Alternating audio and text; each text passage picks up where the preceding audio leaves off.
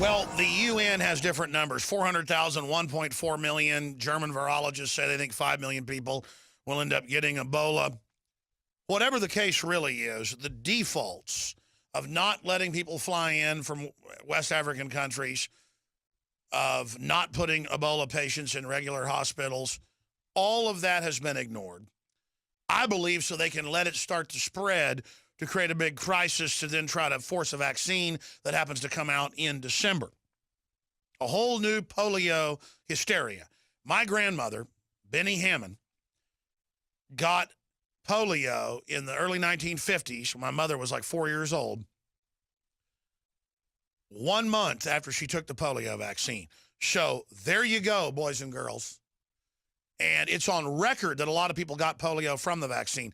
Nowadays, they give the vaccine, and they call it paralysis, not polio.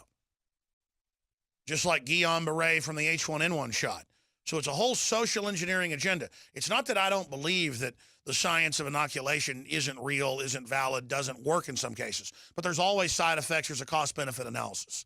They get up on the news and say, no side effects, safe and effective. It's the law, take shots to go to school. There is no law. They lie about it. And so I'm very, very suspicious. This was shot off Dallas television. It's up on Infowars.com. And the headline with Steve Watson is Dallas Nurse, is Ebola airborne now? Let's play that clip. We are wondering, is it really contact? Is it contact and airborne, or is it just really contact and there may have been a breach of protocol? We really don't know. Now, that's Fox 4. The lady that caught this, Anna, was a nurse and was wearing full gear. Now we have a nurse, as of last week, in Spain who got it. Again, the default from the CDC is you put them in level 4 facilities, in government facilities. Now they're in Bloomberg today. Dedicated Ebola hospitals saw it after a nurse's infection, and they're saying, oh, the CDC's looking at putting them now at one of the 36 or more BioShield government labs. Yeah, that's already the default. So why did they ignore this? To have plausible deniability? Is this just a primer for another controlled outbreak later? Because they tend to do these in tests. They're scientists, and they want to study the effect. Remember, we have a government with thousands of declassified tests on poor blacks, poor whites, Appalachia kids, Tuskegee blacks, troops, pregnant wives of GIs. Oh, here's some vitamin pills, really uranium, plutonium, strontium, just to, quote, see what it do to the babies. We had 36,000 Nazis after World War II brought over here on the rat line to not just run NASA, not just run the intelligence agencies, but run it all. So you have this scientific dictatorship in the West of eugenicists, from my research, just pure devils. And then you've got them competing with other power blocks, as Joel Skousen has said. And Joel Skousen joins us, editor-in-chief of World Affairs Brief, best-selling author. Undoubtedly, and we've had a lot of other top relocation and survivalists on. And I want to get Wesley Rawls on, by the way, as soon as he wants to come on, because he just wrote a book about a bio outbreak and worldwide collapse. What timing? I think that came out last year, maybe earlier this year. But Joel Skousen's written the nonfiction book, Strategic Relocation, North American Guide to Safe Places, 3rd edition. But he's lived all over the world. This has maps of the safest places, country by country, region by region. So powerful, 2 years ago, we made a film with him that augments it and updates the book, Strategic Relocation, Joel Skousen tells the safest places to live and how to secure your home. Both the book and the film, discounted, I produced the film, are available at InfoWarsStore.com. And if you already have the book or the video, you should rewatch it again. He, of course, is the worldwide bestseller of The Secure Home. Been a #1 bestseller for decades. There's, I think, a 3rd edition now we carry that just came out. So it's all available at InfoWarsStore.com or 888-253-3139, and your purchase supports the broadcast, what we're doing here. So I want to look at big picture first, what he thinks is going on with this Ebola, with its history. Clearly, they want to create panic. They didn't want to until it was spreading. They don't want to let a good crisis go to waste. Clearly, it's mutated. I don't know if it's airborne, but it gestates, it incubates for 21 days, not 3, so it allows it to spread. Now, can bats fly over in Africa, use the bathroom, and then you breathe it? That's probably the main reason it's spreading. It's clearly becoming stronger. It was a weak virus outside the body, very strong inside the body, with a 70% morbidity rate. So Joel Skousen joins us about 15 minutes into the next hour. Then we'll have open phones. Joel, what's your breakdown on what's happening? Well, it's good to be with you again, Alex. I think the jury is out still on a number of issues that you've brought up. There are clear possibilities that the United States has tinkered with the Ebola. There's no reason to have a CDC patent on a particular strain of Ebola unless you're planning on weaponizing it. Or worse, you want to make sure that the powers that be have a proven vaccine so that they're protected. Bioweapons are very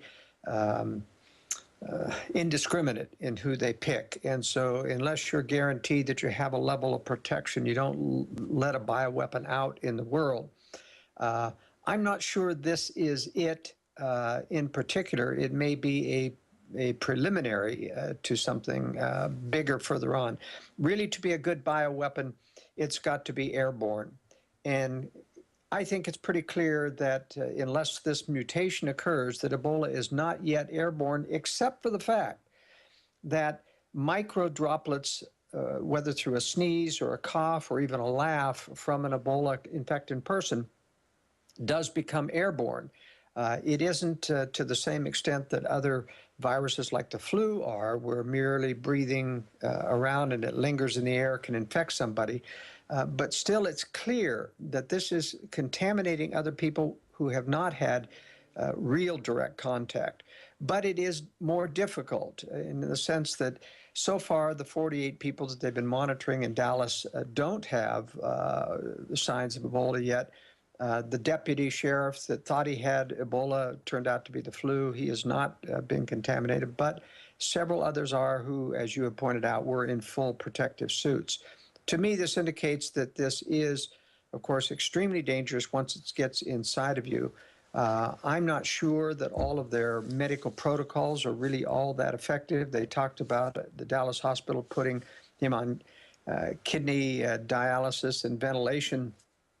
But, there are other treatments in the alternative field that are so much more effective than those. One of those is where you have an external body purifier, almost like a heart-lung machine. Basically, you take the blood out of the body, put it through an ultraviolet light in a machine, and then they put it right back into the body. And that's what all the rich people do just as a regular monthly treatment.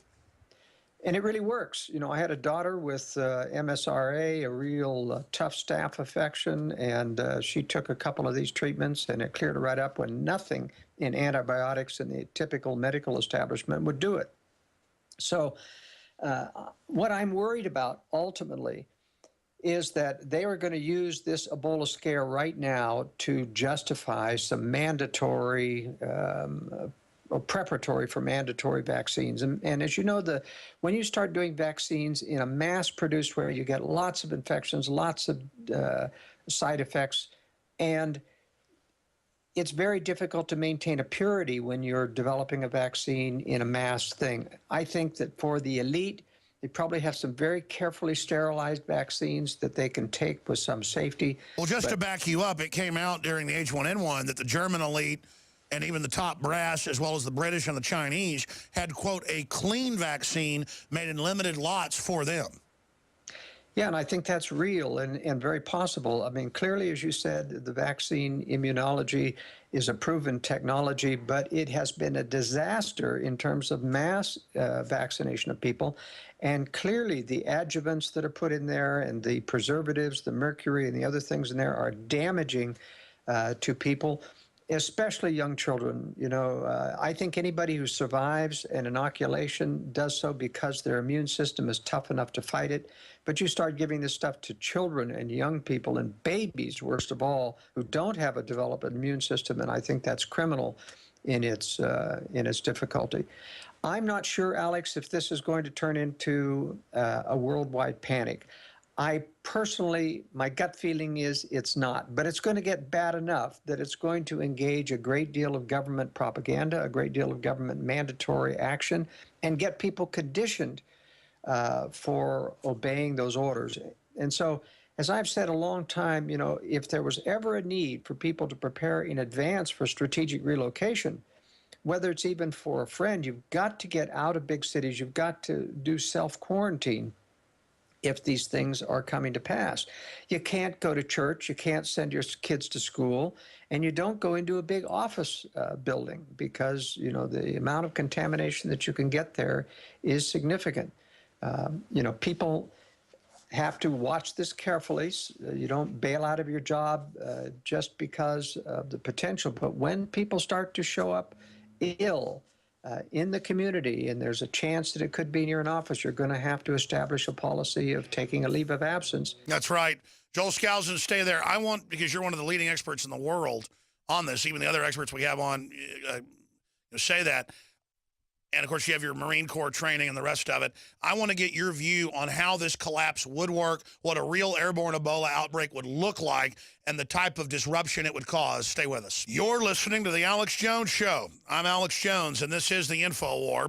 Short segment, long segment coming up, where we'll get into a lot of issues with Joel Skousen. But, Joel, I forgot to ask one question before we get into what a real mutated Ebola, let's just say it happens naturally, would look like, and how the powers that be would try to respond to that. We know they've been testing it for 30 years, manipulating it, trying to create cures for themselves.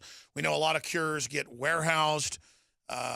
We know that they create a lot of secret vaccines for themselves. Again, that was in the news 5-6 years ago with the H1N1, that the headline, if you type it into Google, was something like, German elite or top government officials in Germany have clean vaccine, and that they have their own little special vaccine. So we know that goes on. But why would the CDC bring people in that have Ebola for the first time ever and then put them in regular hospitals? Why would they send this guy's kids to school for a few days? Why would they not clean out the ambulance? Why would they not follow the containment that is already federal law and federal policy? Why would they ignore the default?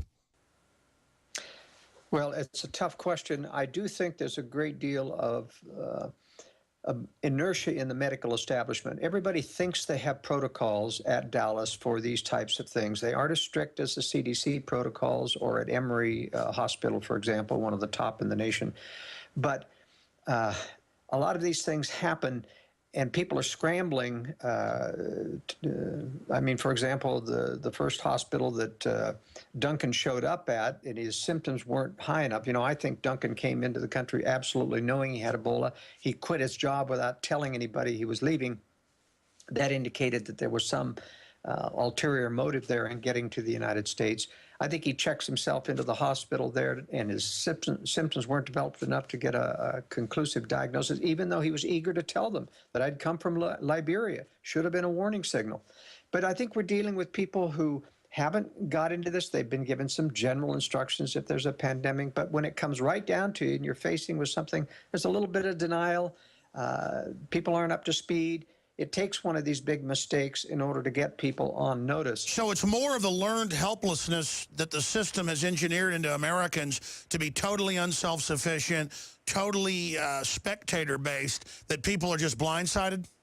And totally dependent and trusting on the medical establishment. That is the biggest mistake people can make, is to trust the medical establishment that they know what they're doing. They have a built-in hostility towards natural cures, and while I'm the first to admit that these things are really tough bugs, and that I'm not saying that a natural cure, once you get fully developed Ebola, is going to save you, but it certainly will help make your immune system stronger if you prepare. And there's lots of information on the internet. Here's an issue that we need to really discuss, though, Alex. It's about the mutated forms that happen. It's very difficult to experimentally change Ebola into something that's bioweaponized, except by introducing it to massive populations and letting each of those unique immune systems deal with the virus and wait till the virus mutates itself. And that may be one of the prime things that's happened here, is trying to get a mutated form by allowing this to spread widely among the population. Exactly. That's what a lot of experts are saying, is that, oh no, what if bad actors or terrorists get a hold of any of these people and get a mutated virus? Well, the CDC and the UN are in there with tens of thousands of patients getting blood samples, and you know those are being sent off to the bioweapons labs. That's right. Now, here's what happens, though. Remember that if you're going to do a bioweapon, and you're going to protect yourself as the elite with a special vaccine, you really have to wait till you get to that mutated form. And they haven't got there yet. They haven't got to the totally airborne. And once they get to the airborne form of Ebola, they've got to then develop a vaccine specifically for that. So you see, if you're going to put something out now and you're going to expect it to mutate to be a more bioweapon effective thing, this isn't the time to do it. I think that's why I'm saying I'm not very confident this is going to turn into the worldwide pandemic, because it is so far very difficult to transmit. Well, Joel, I agree with you, because I've just studied the modus operandi of this scientific technocracy. That's my word for them. I want to get your word for them. Is they do test things incrementally and then build up. Like their false flags get bigger and more complex each time. They like to try to organize things. They're very OCD. Yes, and I'll agree, Alex. And I think we're in this process of testing and probing. It's just like chemtrails. Chemtrails are very real, but they keep changing the pattern, changing the chemicals. They're trying to do something and not necessarily succeeding. All right, worldaffairsbrief.com. Get the book and film at Infowars.com. We'll be back with what would happen during a real outbreak. We're going to get to that.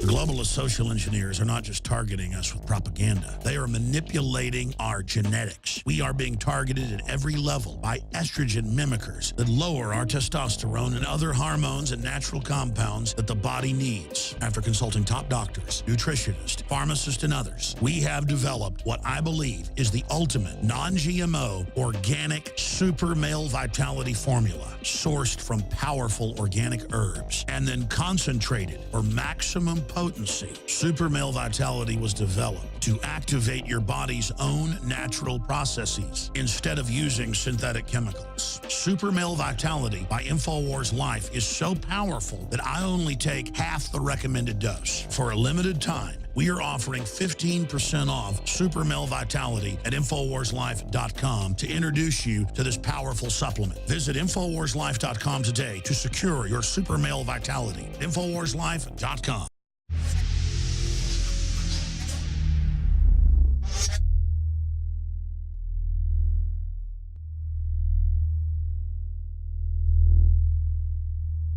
We really are being culturally colonized. The private Federal Reserve is deindustrializing the nation. We really are an occupied country. And only realizing that do we ever have a chance to begin to retake the nation via the states. But as Joel Skousen has said, globalism is so evil, so scientific, so manipulative, that our weakness is its strength. Our decadence is its power. And I'm certainly not on some high horse here. And so everyone should start thinking about ways to survive in a collapsed society. And we're going to talk about that coming up with Joel. We're not being doom and gloom here. It's hard to sustain a civilization this complex to begin with. That's not debated by any anthropologist, sociologist, social planner, city planner, economist. The more complex, the more fragile. You add to that the artificiality of Agenda 21 and artificial scarcity to consolidate power by these groups.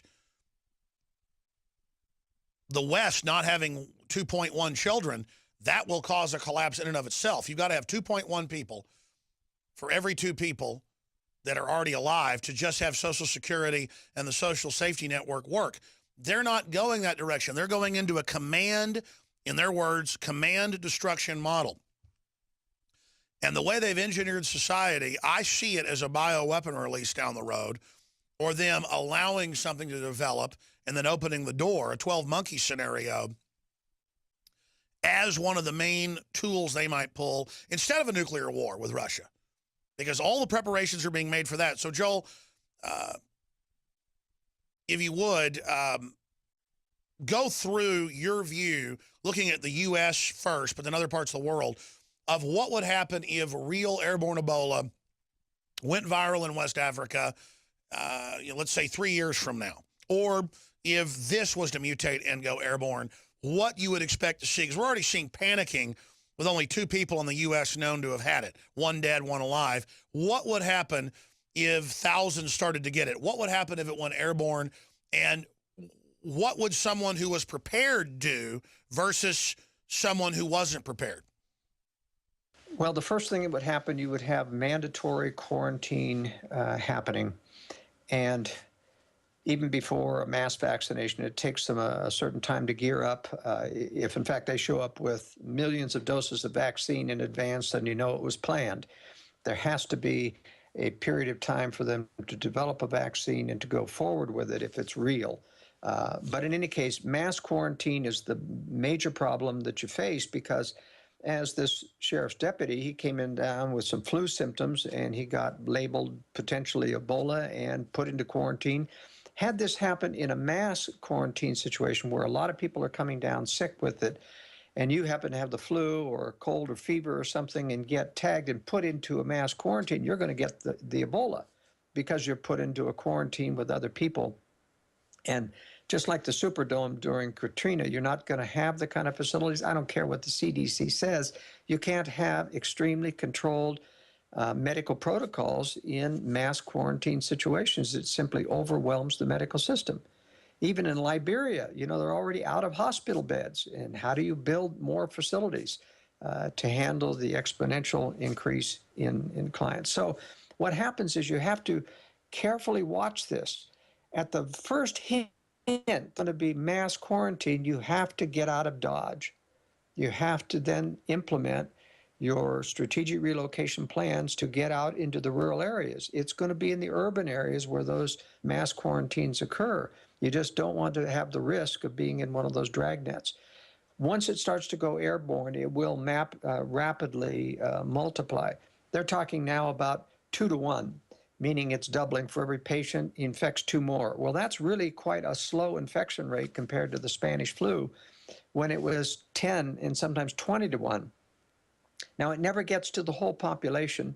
At least 30% of the population, at least from historical statistics, has a tough enough immune system that they won't get sick, even, and didn't during the Spanish flu, as tough as that was, and probably won't get Ebola, even if it's airborne. The airborne strains are always a little bit weaker than the contact strains. So even though they spread more rapidly, they're a little bit weaker form, and so probably going to be more survivable. But clearly, you don't want to get into the arms of government. You don't want to go into a FEMA camp. You don't want to go into a medical camp or quarantine if you can afford it. Now, if you do get Ebola, real Ebola, you want to do self-quarantine, and you keep yourself away from your family. You have to have provisions for that as well so that you don't infect other people. Joel, though, entertain me for a moment. What would an airborne outbreak look like? What would that do to this civilization? It depends on how fast it replicates itself among other people. If it's a thing where one student comes in and all of a sudden half of the school is down with the illness, and then the next week the rest of the school is down with the illness, that's going to be mass panic. I mean, people are going to be leaving the city in droves. They're going to be, without enough preparations, they're going to be doing a strategic relocation. And that's what would happen in a mass panic situation. It would be the same thing happening as an EMP strike when you don't have electricity or food services. It could be devastating.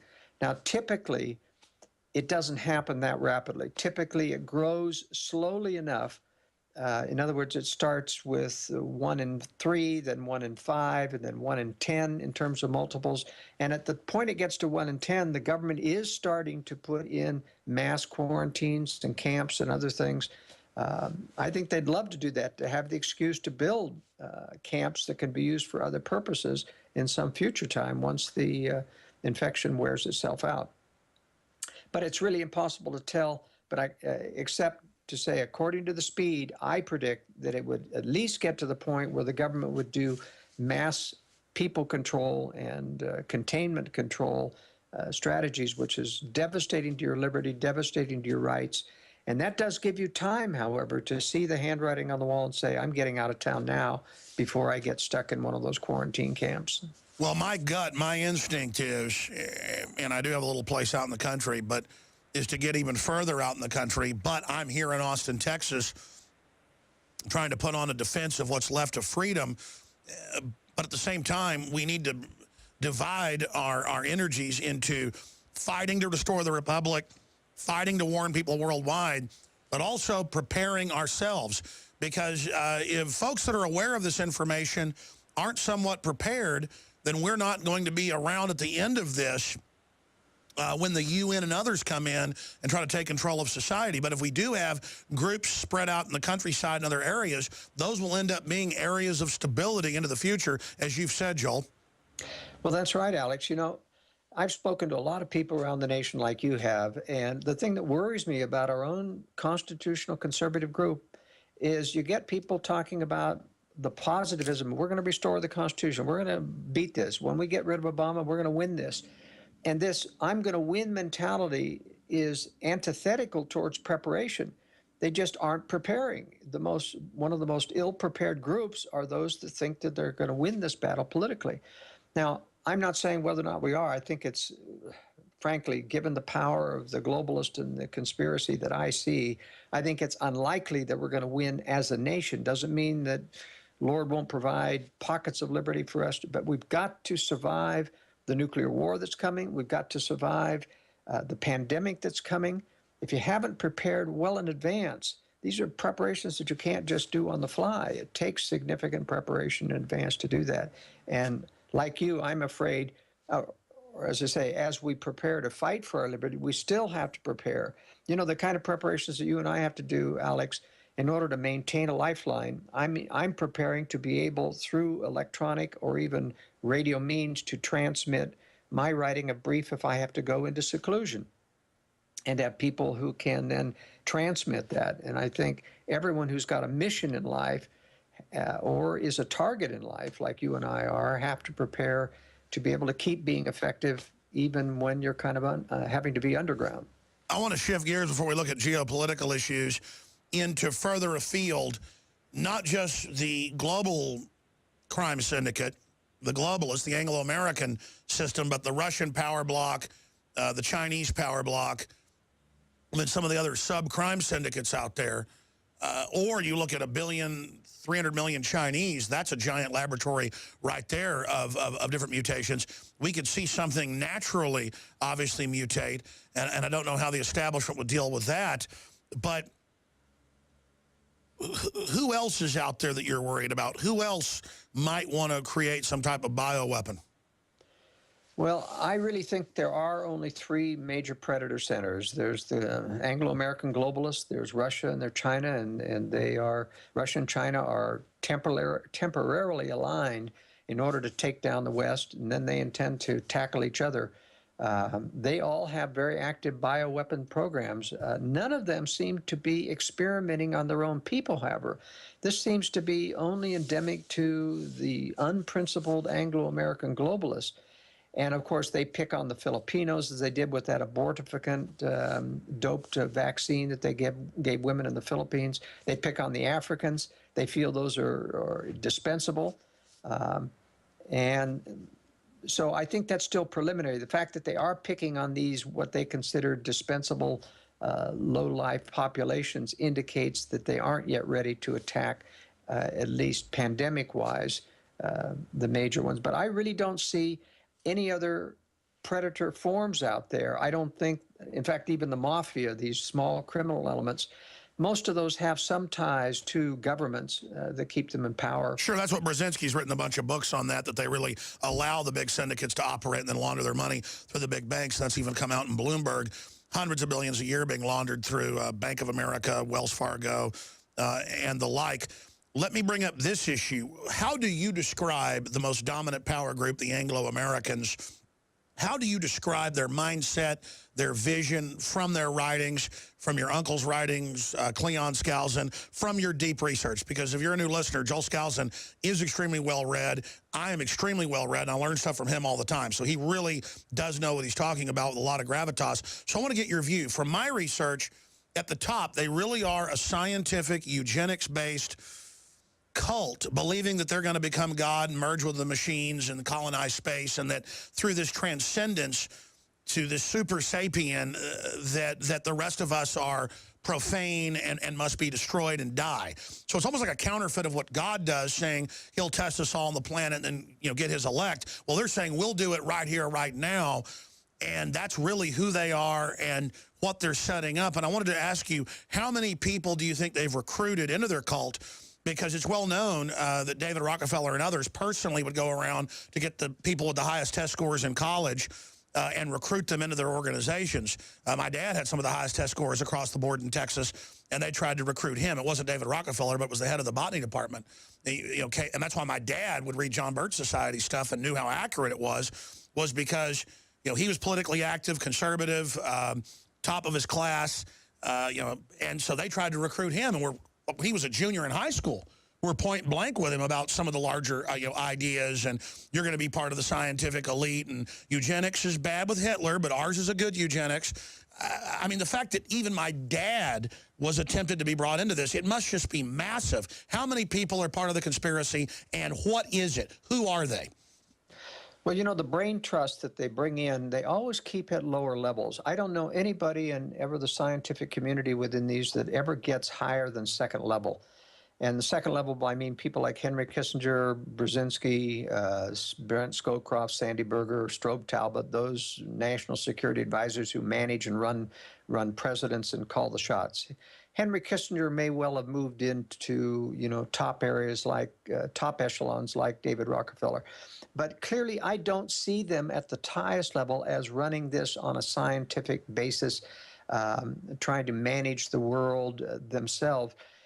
Everything that the globalists tend to do is counter to anything that the most wealthy elite would normally do. What? Bring a nuclear strike against your own nation, destroying the very power base of your money.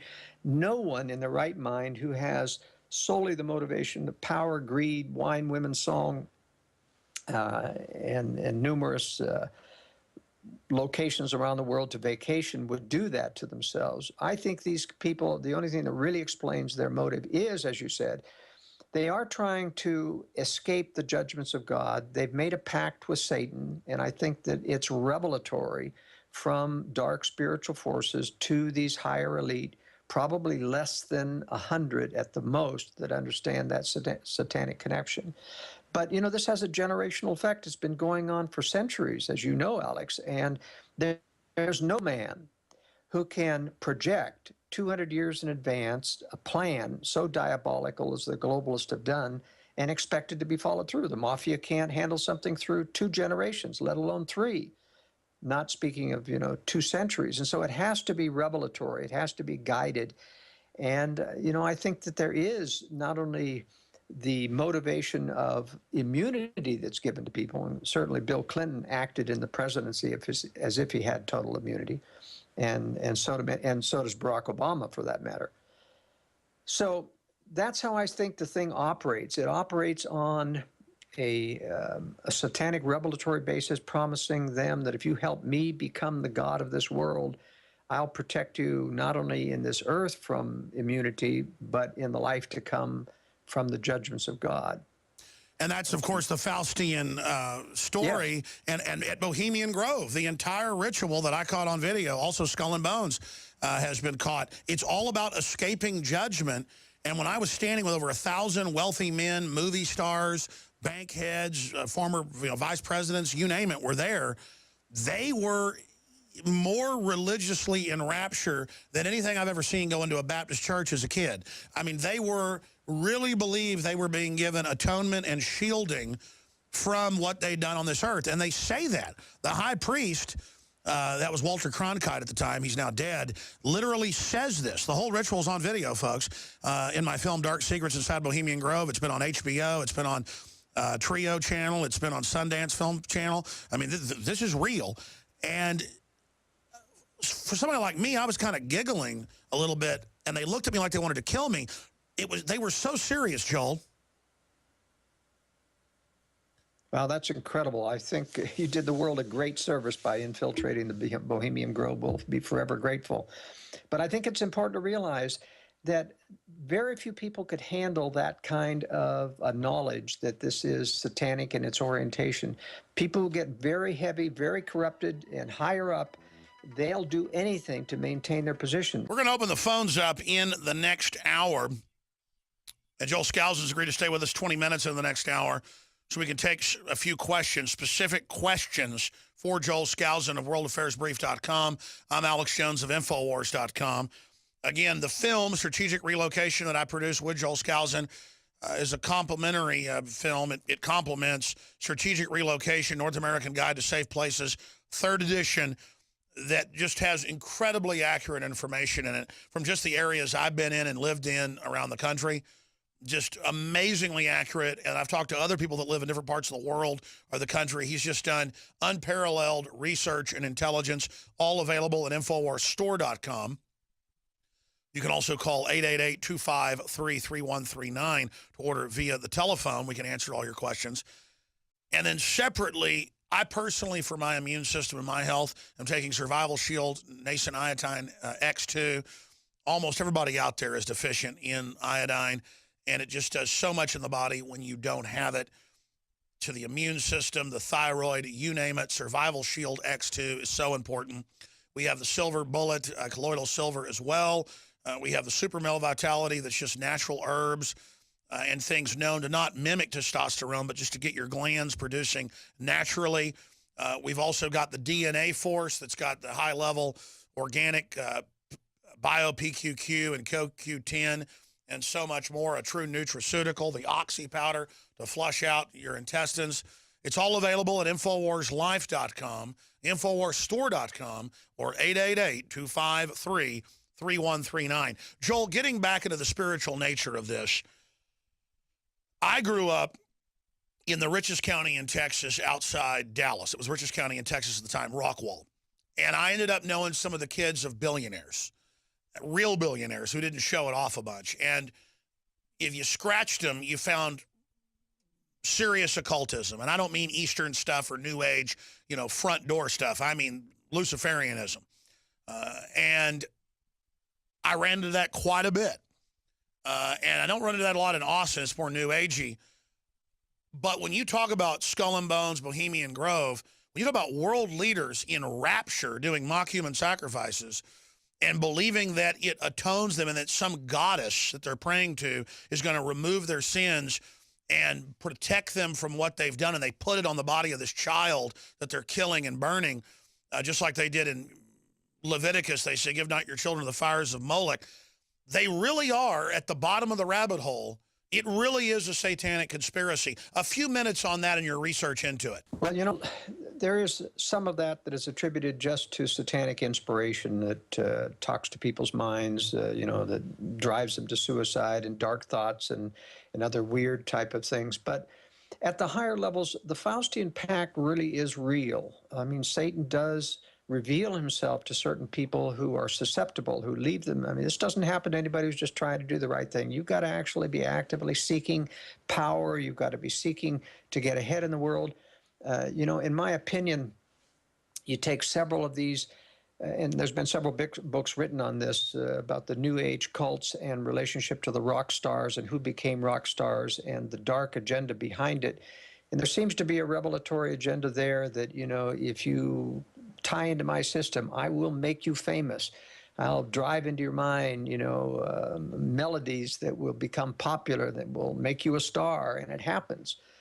You take Andrew Lloyd Webber's Phantom of the Opera. It's filled with satanic, dark dreams, and they make Satan basically the image of the hero. Hold on. This is powerful. When you turn on, because I'll be honest with you, even 10 years ago, I'm a Christian, but I didn't believe this was as widespread as it is, even though I'd run into it as a teenager. When you turn on MTV or the NFL and it's a full-on Egyptian ritual or satanic ritual. And then when you say it's satanic, they say, oh, you're a conspiracy theorist, and they're teaching it in school, and the UN and others are persecuting Christians worldwide and bending over backwards, even when it hurts their own interest, to wipe them out. And then you've got the infiltration of the major churches by the state. I think that's the most powerful testament out there, Joel Skousen of worldaffairsbrief.com, is that the world is persecuting real Christianity anywhere it's found. Why is that? Well, I think there is both a direct satanic agenda, a revelatory agenda to the globalist, persecuting Christians. They view that as the enemy.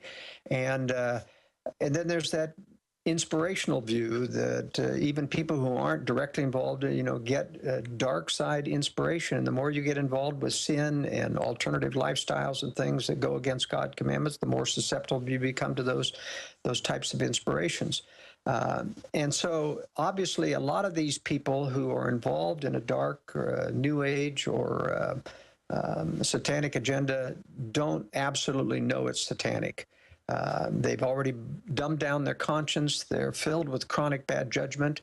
And what speaks to their mind is often satanic inspiration. So they get down a path and it's very hard to come back. It's amazing to read some of the books on the New Age conspiracy and how people get trapped into that. And the few that have come out of that have given some very good descriptions of how you slowly get down into that area, and it's hard to come back. And of course, mind-altering drugs, Prozac and other things, which dulls the divine center of conscience, has a great deal of effect in helping American people, or youth especially, who are on these drugs, get tied in with some alternate inspiration that is not good. Well, the Bible talks about how the magicians, the occultists, would use pharmakia to open themselves up to this. And you look at how the system pushes these drugs that are in the hallucinogenic family on the public. The general public is under a trance. I don't know how we break them out of it, Joel. Yeah, it's tough. One of the things, obviously, you don't get in public schools is discipline. You don't get any reminders about the workings of conscience. Those are the only salvation morally in the nation. Unfortunately, as you pointed out, our churches have become so soft-peddling the gospel, soft-peddling politics. Everything is feel-good, social networking, and friendship in our Christian societies. We really need to alert and train youth from the youth up about the workings of conscience. And I'm talking about the two major signals: the nervous feelings when something's not quite right, that's telling you to pull out, do something different, or the pushing feelings, the promptings to do something, especially when you don't feel like it. If I had known those two signals and been able to really relate to them as a teenager, I would have got better grades, wouldn't have got into trouble, with my peers. It's amazing how every time I made a mistake in my youth, I had a warning in conscience before, and I can go back and remember that I had a warning. That's what we need to train our youth in. It's not just catechism. It's not memorizing a systematic way to be good. It's listening to the voice of conscience, tying into that divine source. And that voice is never wrong. I realize in my life now that I'm always bucking against that voice, and the more I just go with it, I mean, that's the answer right there. How could people ignore something that powerful that's always right?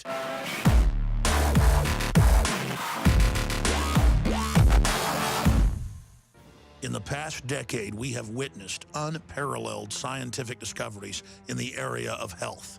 But no one has put together a formula that focuses directly on brain health, nerve growth factors, and optimizing your cellular energy at the same time. DNA Force is one of the most expensive formulas to produce. Some of the ingredients in DNA Force are $12,000 a kilogram. We are using the coveted, patented, only American source of PQQ, CoQ10, and more. You want the best that's out there at the lowest price anywhere? Well, we're bringing you a total win-win. The ultimate value, cutting-edge, trailblazing game changer that also supports the InfoWar. We have produced a limited run of DNA Force, and it will take up to 12 weeks to produce more once we sell out. Secure your DNA Force today at InfoWarsLife.com or call toll-free 888-253-3139. DNA Force from InfoWars.